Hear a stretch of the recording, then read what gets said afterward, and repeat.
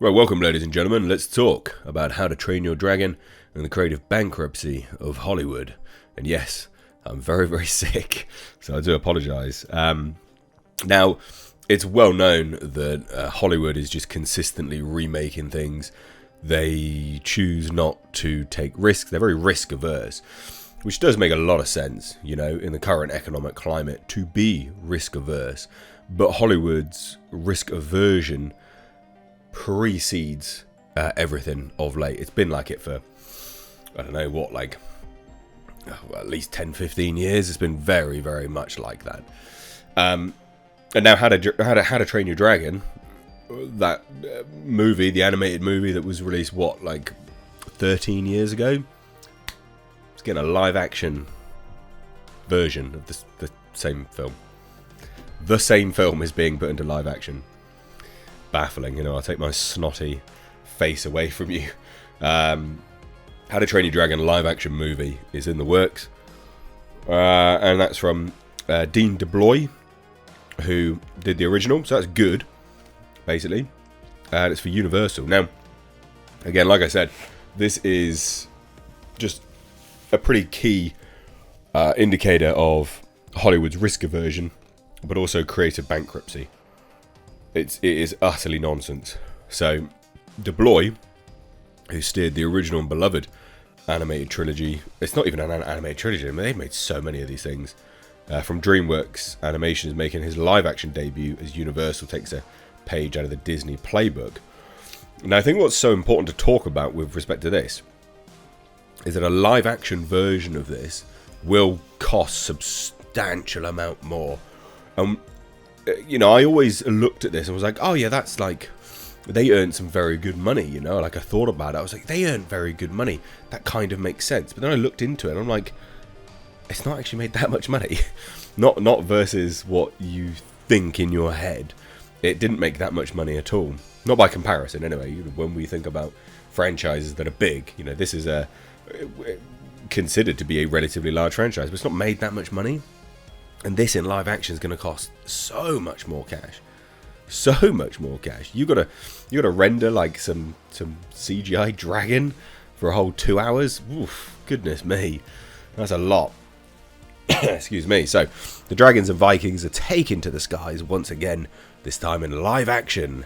So taking a massive swing, and it is a massive swing. Universal Pictures has put into motion, and bearing in mind this has been in motion for quite some time. They're actually casting already. So. They've got a release date. This has been in the works for a really long time. It's only just come out that this is something that they've been doing. But they're going to be doing a How to Train Your Dragon live action movie. And the idea is to, year on year, just put out readaptations if it does well. That's the plan, basically. So the original Dean DeBloy, filmmaker behind the original animated trilogy, is back in the saddle as writer, director and producer. Seems to be the only thing he can do. The feature project is already steps into the development process. I mean, they are well into the development process. Casting's already underway. And they've got the release date for March 14th, 2025. So, you know, they are well underway with this. Hugely underway. Now, this new How to Train Your Dragon will adapt a trilogy of movies that were made by DreamWorks Animation and released in the 2010s to great acclaim. True. It was to great acclaim. The first movie, released in 2010, earned an Academy Award nominations for Best Animated Film and Best Score. I remember that film, and I remember it fondly. You know, I remember it just being relatively a decent film. Not horrendous, not offensive by any stretch, just a relatively decent film, quite heartwarming. You know, not a bad film. Definitely a good film for kids, for sure. Now, the second and third notched Best Animated Film Oscar nominations, and the trilogy was also hit with an audience grossing more than 1.6 billion at the box office. Not as big as I remember it being, or, you know, massive. And of course, we can account for inflation, but 1.6 billion. You're gonna have to spend so much money making this as well. I can't imagine this is going to be. The budget's going to be exponentially bigger, right? Substantially more than the first film was. And so I'm looking at this and I'm like, that's quite a big risk, actually. Kind of. Ish. It's still the same franchise. that we've already seen. And you know, there was a recent one out not too long ago. I mean, they just seem to just keep doing it. It's absolute nonsense. Excuse me. So yeah, 1.6 billion at the box office. Not exactly a lot. Not as much as I'm sure people like think. And actually, funny enough, even this here, Kung Fu Panda 4. God, when are they going to make new things? God, Jesus.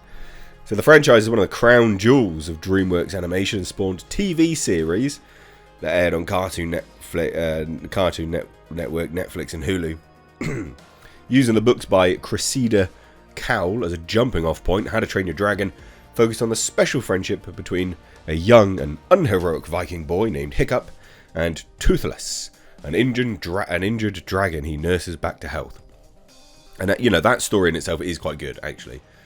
The movies told Hiccup and Toothless's quest to combat humanity's prejudice against dragons, the ache of overcoming the loss of a parent and first love, and uniquely, they did so by consistently aging the protagonists, which is, yeah, quite unique, to be fair. So, yeah, interesting. DeBloy, who's now coming back for this one, wrote and directed the first movie with Chris Sanders, and then took the reins solo for the 2014 and 2019 outings. I don't remember them, not going to lie. I just remember watching the first one. So, yeah. Now, DeBloy is making his live-action debut with the feature. Helping him make the transitions will be veteran movie and theatre producer Mark Platt, whose credits range from Legally Blonde to La La Land. This, I'm sure, fine. I'm guessing he'll be alright, I guess. Who knows?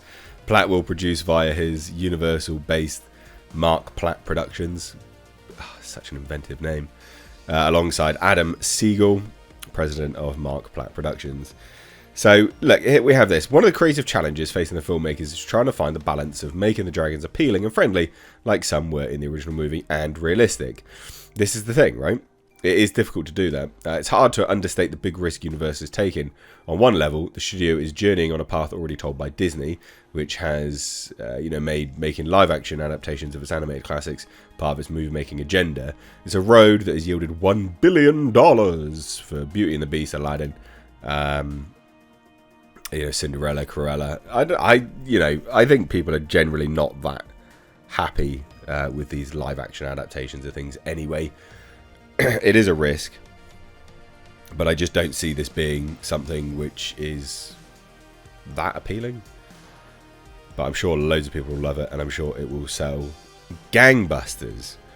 So to me, though, this genuinely just does scream of the creative bankruptcy of Hollywood in general. Yeah, it is still a risk, but it's not that much of a risk. Where's the new content? For goodness sake. You know, I was saying in a video, 3 days ago, something like that. Children of the Corn. It's got a trailer release. Yeah, they got the movie guy trailer on there as well. And there's a new adaptation of Stephen King. I'm so sick of Stephen King adaptations. Just stop it. You know, I'm sure loads of people are like, yeah, I love Stephen King, but adapt someone else. There are other good writers. Same with this. Create something new, you know? I don't know. Let me know what you guys think down below. To me, it is just creative bankruptcy. And all the new properties, or the newer properties, continuations of properties and things, are the ones which are selling really well. I mean, you had Steven Spielberg recently come out and be like, look, to Tom Cruise, you literally saved Hollywood's ass. Because that's someone that just gets it, you know? Like, you can continue a franchise. You don't have to keep rebooting it. Could you imagine a Mission Impossible reboot, or a Top Gun Maverick reboot? God, you can continue it in a tasteful way. This is just a readaptation of the same story. It's just not the same. It's bland. Anyway, let me know what you think down below. Cheers, guys. Take care.